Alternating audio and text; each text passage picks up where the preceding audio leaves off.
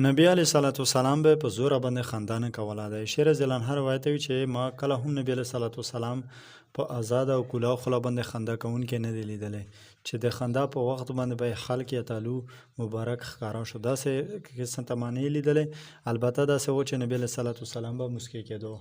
د خندا درې اقسام علما ذکر کوي. یو ته تبسم ویلی شي چې انسان مسکی وي، او دا خو په کار داره چې هر مسلمان همیشه دپاره په داسې حالاتو کې وي. او بل ضحک هغه د خندا یو قسم دی، خو دومره تیز پیړ کې نه وي، او د هغې نه بعد بیا قهقهه راقهقهه داسې وي چې هغه خوله کولا وي او غاښونه هم لیدل شي، او د انسان اواز هم ورسره تیز وي، او چې انسان د قهقهې په سټایل کې کله لږ وخندي نو د هغې نه بعد سترګو نه اوښکې هم ورسره ځي، وښکي هم ورسره خوږېږي، مثلا هغه مونږ خلک ورته تشي وایي، دا خېټه کې هم ورسره خوږ شي ډېرې خندا د وجې نه. داسې خندا خو بیخي د نبي علیه صلات وسلام نه ثابت نه ده. کوشش کول پکار دی که انسان خوشحاله وي هم، خو چې هغه خپله خوشحالي هم د اسلام د اصولو دننه وکړي.